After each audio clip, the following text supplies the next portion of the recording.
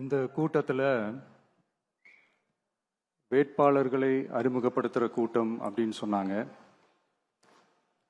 ஆனால் என்னை பொறுத்த வரைக்கும் இது நம்ம மக்களுக்கான காப்பாளர்களை அறிமுகப்படுத்துகிற ஒரு கூட்டம் அப்படின்னு தான் இதை நான் சொல்லணும். நம்ம கட்சிக்காரங்களுக்கு தேர்தலை ஃபேஸ் பண்ண எக்ஸ்பீரியன்ஸ் எல்லாம் இல்லை அப்படி இப்படின்னு சொல்லுவாங்க. நம்மளுடைய வேட்பாளர்கள் எல்லாருமே ரொம்ப சாதாரணமான குடும்பத்திலிருந்து வந்திருக்கிறாங்க. அவங்க பின்னாடி பெரிய பேக்ரவுண்ட்லாம் இல்லை அப்படி இப்படின்னு சொல்லுவாங்க. நான் அவங்க எல்லாருக்கும் ஒன்று சொல்றேன், ஒரு எம்எல்ஏனா எப்படி இருக்கணும்னு நான் சொல்றேன். ஒரு எம்எல்ஏன்றது சும்மா அனுபவத்தை வச்சுக்கிட்டு கொள்ளை அடிக்கிறவங்களாலாம் இருக்கக்கூடாது. சும்மா அனுபவத்தை வச்சுக்கிட்டு சட்ட விரோதமா கல்குவாரியில ஈடுபடுறவங்களாலாம் இருக்கக்கூடாது. சும்மா அனுபவத்தை வச்சுக்கிட்டு கேள்வி கேட்கிற பிரஸ் ரிப்போர்ட்டர்ஸா தாறுமாறா தாக்குறவங்களாலாம் இருக்கக்கூடாது. இன்னும் ஓப்பனா சொல்லணும்னா, இந்த திமுகவில் இருந்து வந்த ஒரு எம்எல்ஏ மேல கொள்ளையடிச்ச கேஸ் இருக்குது, போதைப் பொருள் கடத்தல் கேஸ் இருக்குது, திருட்டு கேஸ்லாம் இருக்குது. திருட்டு கேஸ்ல எல்லாம் ஜெயிலுக்கு போயிட்டு வந்தவர் ஒருத்தர் இருக்கிறாரு. நீங்க கூட யோசிக்கலாம் அவர் யாரு அப்படின்னு நீங்க யோசிக்கலாம். அந்த எம்எல்ஏ யாருன்னு உங்களுக்கு யோசிக்க தோணும். இன்னொரு க்ளூ வேணா நான் தரேன். அந்த திருட்டு கேஸ்ல உள்ள போயிட்டு வந்தவரை யாருக்கு எதிரா இந்த திமுக தேர்தலில் நிக்க வச்சாங்க தெரியுமா? இன்னைக்கு அவங்க கூட்டணியிலேயே மூச்சுக்கு 300 தடவை முட்டு கொடுக்கிற ஒரு மிகப்பெரிய ஒரு தலைவருக்கு எதிரா. அந்த தலைவரை தோக்கடிக்கணும்னு தான் 1996 அவருக்கு ஆப்போசிட்டா இந்த எம்எல்ஏவை நிக்க வச்சாங்க. மரியாதை நிமித்தமா அந்த தலைவர் பேருங்க நான் சொல்ல வேணாம்னு நினைக்கிறேன். சோ இப்படியெல்லாம் இருக்கிறாங்க எம்எல்ஏஸ், நான் லிஸ்ட் போட்டு சொன்ன மாதிரி. ஆனா எம்எல்ஏஸ்னா சும்மா இல்ல, ஒரு தொகுதிக்கான அந்த மக்களுக்கான எல்லை காப்பாளர்கள் அப்படி இருக்கணும். களத்துல மக்களோட மக்களா நிக்கிற மாதிரி ஆளுங்களை தான் நான் செலக்ட் பண்ணியிருக்கிறேன். நான் எல்லா இடத்துலயும் எல்லா நேரத்திலையும் ஒரே நேரத்துல நான் போய் நிக்க முடியாது இல்லையா? அதனால என் சார்பா என்னோட பிரதிநிதிகளா நானே பார்த்து என்னுடைய வேட்பாளர்களை செலக்ட் பண்ணியிருக்கிறேன். நம்மளுடைய அக்கா, நம்மளுடைய தங்கை, நம்மளுடைய அண்ணா, தம்பி அப்படின்னு சொல்லி நம்மளுடைய வேட்பாளர்களை செலக்ட் பண்ணி இன்னைக்கு உங்க முன்னாடி நான் ஒப்படைக்கிறேன். மக்களே, அவங்கள எம்எல்ஏ ஆக்க வேண்டியது உங்களுடைய பொறுப்பு.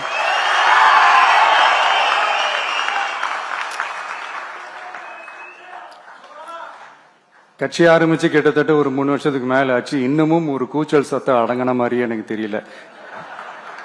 விஜய்க்கெல்லாம் என்னப்பா செல்வாக்கு இருக்குது, கூட்டத்தை வச்சு சொல்றீங்களா? அதெல்லாம் வேடிக்கை பார்க்க வர்ற கூட்டம்ப்பா. கூட்டம் வந்துட்டா உடனே ஒரு பெரிய ஆளா? கூட்டம் ஓட்டா மாறிடுமா, ஓட்டு சீட்டா மாறிடுமா? அதெல்லாம் எப்படி மாறும்? அதெல்லாம் மாறாது. இப்படி வன்மத்துல கேள்வி கேட்கிறவங்களுக்கு நான் ஒன்னே ஒன்னு சொல்றேன்.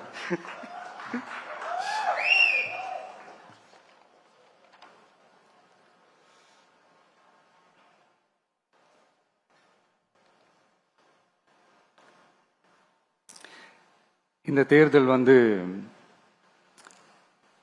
எல்லாரும் சொல்ற மாதிரி தேர்தல்லாம் கிடையாது. இது இருமுனை போட்டி மட்டும்தான்.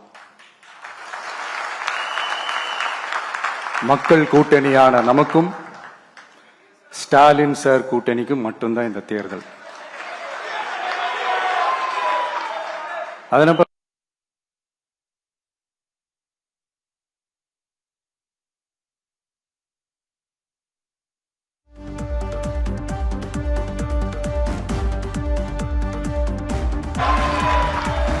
அதனப்ப ஸ்டாலின் சார் கூட்டணி பேருனா மக்கள் நல கூட்டணியா? மொத்த பேக்கேஜ் அங்கதானே இருக்குது. ரிசல்ட் என்ன தெரிஞ்சதுனால என்னமோ அவர் அந்த பழைய மக்கள் நல கூட்டணியாவே மாத்திக்கிட்டாரோ என்னமோ எனக்கு தெரியல. உடஞ்ச கிளாஸ ஒட்ட வச்ச மாதிரி, கிழிஞ்ச துணியை தச்சை வச்ச மாதிரி, இது ஒரு ஒட்டு போட்ட ஒரு கூட்டணி, அவ்வளவுதான். அதனால நீங்க ஆல்ரெடி டிசைட் பண்ணி வச்சிருக்கிற மாதிரி உங்களுடைய ஓட்டை சிந்தாம செதறாம நம்மளுடைய டிவிகே வேட்பாளர்களுக்கும் நம்மளுடைய டிவிகே விசில் சின்னத்துக்கும் தயவு செஞ்சு ஓட்டு போட்டு இப்ப நம்மளுடைய வேட்பாளர்கள் எல்லாரும் நான் சொல்றதை கொஞ்சம் ரிப்பீட் பண்ணுங்க. மக்களுக்காக, மக்கள் பணிக்காக மட்டுமே நான் இந்த தேர்தலில் போட்டியிடுகிறேன். நான் ஜெயிச்சு வந்த பிறகு மக்கள் பணத்தில் ஒரு பைசா கூட தொடமாட்டேன்.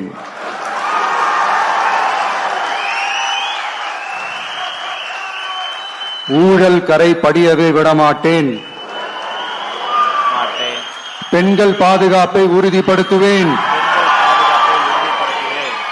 போதையில்லா தமிழகத்தை உருவாக்குவேன். சட்டம் ஒழுங்கை சரி செய்ய துணை நிற்பேன். ஒரு நாளும் மக்கள் விரோத செயலில் ஈடுபட மாட்டேன். இது சத்தியம். தேங்க்யூ. மக்களே, இது உறுதிமொழியெல்லாம் கிடையாது, இது உத்தரவாதம்.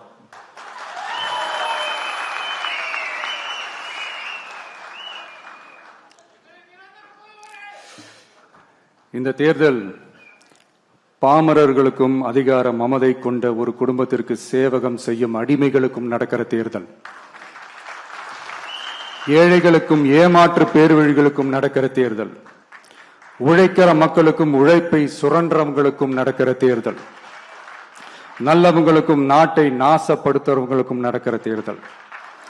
மக்கள் பணத்தை சுரண்டும் ஊழல் லஞ்சத்தை ஒழிக்க வந்தவங்களுக்கும் ஊழல்லையே ஊறி போனவங்களுக்கும் நடக்கிற தேர்தல். மக்கள் சக்திக்கும் மக்கள் விரோத சக்திக்கும் நடக்கிற தேர்தல். சுருக்கமா சொல்லணும்னா டிவிகேவுக்கும் டிஎம்கேவுக்கும் நடக்கிற தேர்தல். இந்த விஜய்க்கும் ஸ்டாலின் சாருக்கும் நடக்கிற ஆரோக்கியமான ஜனநாயக போட்டிக்கான ஒரு தேர்தல். இப்படி இந்த தேர்தல் இருக்கிறதுனால நம்ம கட்சி வேட்பாளர்களை தமிழ்நாட்டோட ஒவ்வொரு சாமானிய குடும்பத்து தோழர்களா இருக்கிற மாதிரி தான் நான் செலக்ட் பண்ணியிருக்கிறேன். நம்ம வேட்பாளர்களுக்கு ஓட்டு போடுறது நமக்கு நாமே ஓட்டு போடுற மாதிரி, உங்களுக்கு நீங்களே ஓட்டு போட்டுக்கிற மாதிரி. மன்னராட்சி கிட்ட இருந்து மக்களாட்சி மீட்கிறதுக்கு ஓட்டு போடுற மாதிரி. நான் வேற, நம்ம வேட்பாளர்கள் வேறெல்லாம் இல்லை. நான் எப்படி உங்க வீட்டில் உங்க குடும்பத்தில் ஒருத்தனோ அதே மாதிரி தான் நம்ம வேட்பாளர்களும் உங்க குடும்பத்தில் இருக்கிற ஒருத்தர். அதனால நம்ம வேட்பாளர்களை எம்எல்ஏ ஆக்குறது உங்க ஒவ்வொருத்தர் வீட்லையும் ஒரு எம்எல்ஏ இருக்கிற மாதிரி. இத இதயத்தில் உங்கள் விஜய் இல்லந்தோறும் நம்ம எம்எல்ஏன்னு கூட சொல்லலாம். உங்க குரலுக்கு ஓடி வர்ற மாதிரி ஆட்களை தான், இன்னும் சொன்னா உங்க குரல் கேட்கறதுக்கு முன்னாடியே உங்க மனசை புரிஞ்சுக்கிட்டு ஓடி வந்து உங்க தேவைகளை தீர்க்கிற மாதிரி ஆளுங்களை தான் நான் செலக்ட் பண்ணியிருக்கிறேன். உங்களை நம்பி எல்லாத்தையும் விட்டுட்டு நான் எப்படி வந்தேனோ அப்படித்தான் உங்களை நம்பி நம்ம வேட்பாளர்களையும் ஒப்படைக்கிறேன். தமிழ்நாட்டில் இருக்கிற 234 தொகுதியிலையும் நம்ம வேட்பாளர்கள் தான் எம்எல்ஏ ஆனாங்கன்ற செய்தி மே 4ஆம் தேதி உலக சாதனை செய்தியா இருக்கணும். மக்களே, உங்களை நம்பி அரசியலுக்கு உங்களுக்காக நீதி கேட்க வந்த உங்க விஜய்க்கு இழைக்கப்படுற அநீதிக்கு எதிராக அதிகாரத்தின் துணையோட உங்களுக்கான நமக்கான நீதியை வென்றெடுக்க எங்க எல்லாருக்கும் நம்ம தமிழ்நாட்டோட எதிர்காலத்துக்காக ஒரே ஒரு வாய்ப்பு கொடுங்க.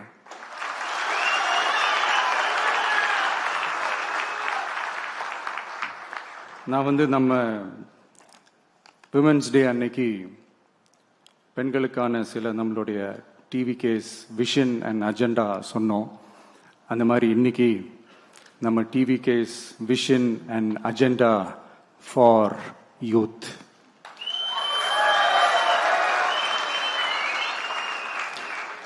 யூத் அவங்களுக்கான தேர்தல் வாக்குறுதிகள்னு சொல்லக்கூடாது, நம்ம டிவிகேவோட உத்தரவாதங்கள்னு சொல்லணும்.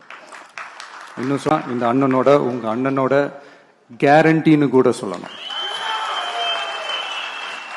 என்னோட தம்பி தங்கைகளே, உங்களுக்காக இந்த அண்ணனோட உத்தரவாதங்களை கொஞ்சம் வாசிக்கலாமா? முதல்ல, போதைப் பொருள் இல்லாத தமிழ்நாடு.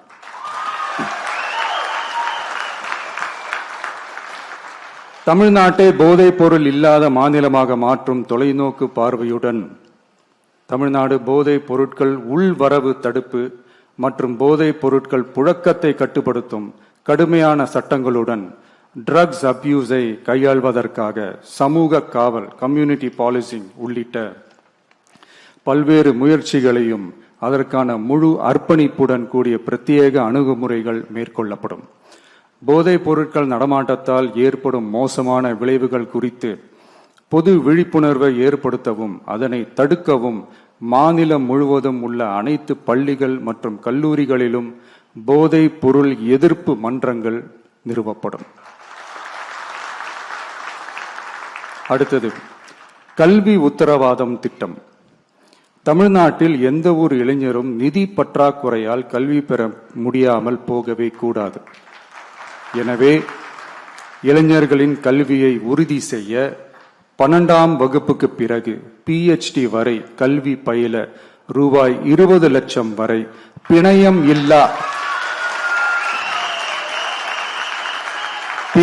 இல்லா கொலாட்ரல் ஃப்ரீ லோன் பெறுவதற்கான உத்தரவாதம் வழங்கப்படும். அடுத்தது Tamil Nadu recruitment accountability and transparency act. அரசு வேலை என்பது பல லட்சம் இளைஞர்களின் கனவாக இருக்கும்போது அதில் ஏற்படும் குறைகளை களைய TRATA அதாவது Tamil Nadu recruitment accountability and transparency act வாயிலாக அனைத்து மாநில அரசு பணியிடங்களுக்கும் ஒரு நிலையான ஆட்சேர்ப்பு கால அட்டவணை உருவாக்கப்படும். காலக்கெடுவிற்கு மேல் எந்த ஒரு தாமதமும் ஏற்படா வண்ணம் TNPSC மற்றும் TRB, TNEB அறிவிப்பு முதல் நியமனம் வரையிலான முழு ஆட்சேர்ப்பு சுழற்சியையும் 365 நாட்களுக்குள் முடிக்க சட்டப்படி கட்டமைக்கப்படும். அடுத்தது வேலைவாய்ப்பு தாமத சூழல் நிதி உதவி. 29 வயதிற்கு மேலும் வேலை வாய்ப்பில் தாமதமாகும் சூழல் உருவானால் மாதந்தோறும் பட்டதாரிகளுக்கு மாதம் 4000 ரூபாயும் மற்றும் டிப்ளமா படித்தவர்களுக்கு மாதம் 2500 ரூபாயும் இளைஞர் நலநிதியாக வழங்கப்படும். இது இளைஞர்களின் வேலை வாய்ப்பை தேட உதவும் ஓர் ஊன்றுகோலாக அமையும். அடுத்தது வெற்றி தொழிற்பயிற்சி உத்தரவாதம். ஆண்டுதோறும் 5 லட்சம் இன்டர்ன்ஷிப் பயிற்சிகளை வழங்க நமது அரசு தனியார் தொழில் நிறுவனங்கள் மற்றும் சிறு குறு மற்றும் நடுத்தர நிறுவனங்களுடன் MSMEs கூட்டாக இணைந்து செயல்படும். அதன்படி பட்டதாரிகளுக்கு மாதம் 10,000-உம் ITI டிப்ளமா படித்தவர்களுக்கு மாதம் 8,000-உம் மாநில அரசே வழங்கும். இது வணிக நிறுவனங்களுக்கான பணியமர்த்தல் செலவை குறைத்து உள்ளூர் ஆட்களை பணியமர்த்த அவர்களை ஊக்குவிப்பதாக அமையும். அடுத்தது வெற்றி தொழில் முனைவோர் திட்டம். நமது இளைஞர்கள் வேலை தேடுபவர்களாக மட்டுமே இருக்கக்கூடாது, அவர்களை வேலை வழங்குபவர்களாகவும் மாற்றுவதே எங்கள் தொலைநோக்கு பார்வை. அதற்கான திட்டமே இந்த வெற்றி தொழில் முனைவோர் திட்டம். நேர்மையான தொழில் முனைவோரை உருவாக்கும் இத்திட்டத்தின் கீழ் ரூபாய் 25 லட்சம் வரை கொலாட்ரல் ஃப்ரீ லோன் பெறுவதற்கான உத்தரவாதம் வழங்கப்படும். நமது ஊரில் நமக்கே வேலை வாய்ப்பு திட்டம். நமது ஊரில் நம்முடையவர்களுக்கே, அதாவது தமிழ்நாட்டை சார்ந்தவர்களுக்கே வேலை வாய்ப்பு என்பதை உறுதி செய்வதே நமது அரசின் நோக்கமாகும். அதற்காகவே தமிழ் எம்ப்ளாய்மெண்ட் கிரெடிட் சிஸ்டம் உருவாக்கப்படும். அதன்படி தனது பணியாளர்களில் 75% தமிழ்நாட்டை சேர்ந்தவர்களாக இருக்கும்படி பார்த்து கொள்ளும் தனியார் நிறுவனங்களுக்கு மாநில GST, SGST மீது 2.5% மானியமும், மின் கட்டணங்கள் மீது 5% மானியமும் மற்றும் அரசு கொள்முதலில் முன்னுரிமை வழங்கப்படும்.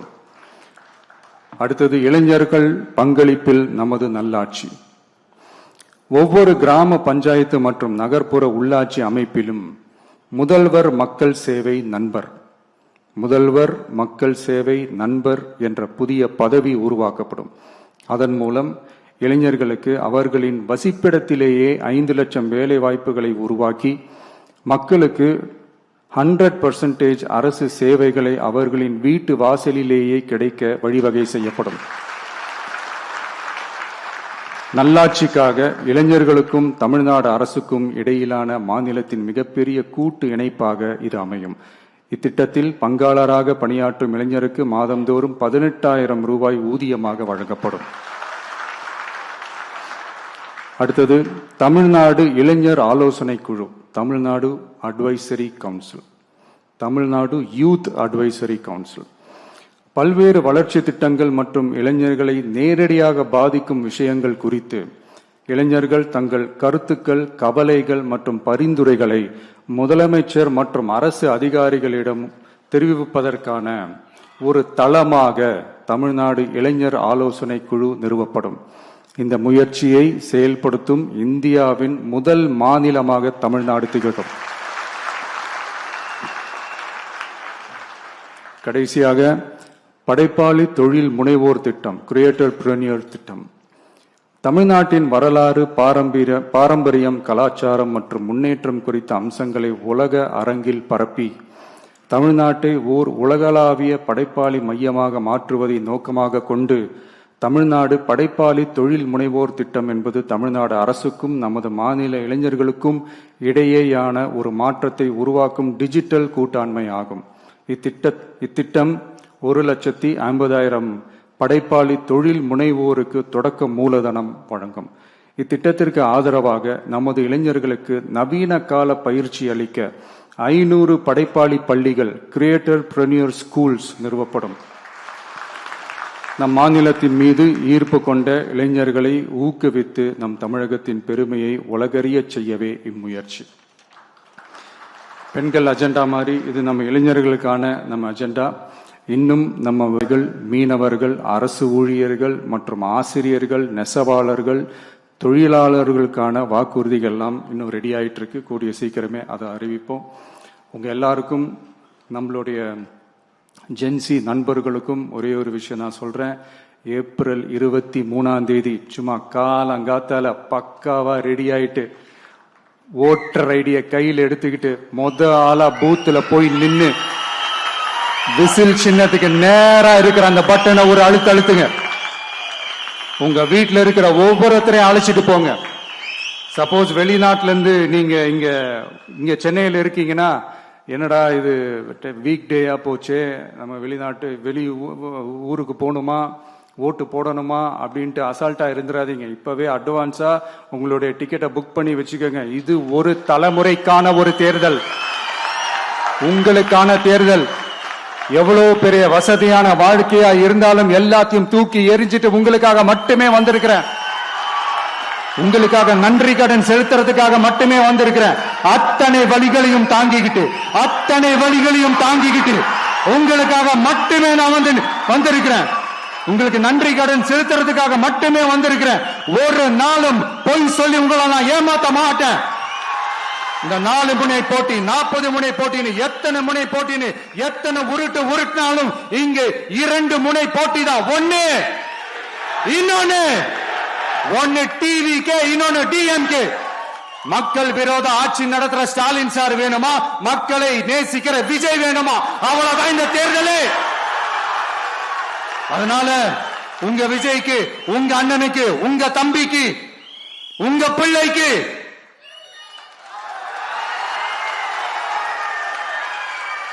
ஒரே ஒரு வாய்ப்பு கொடுங்க. தயவு செஞ்சு விசில் சின்னத்துக்கு ஓட்டு போடுங்க. இது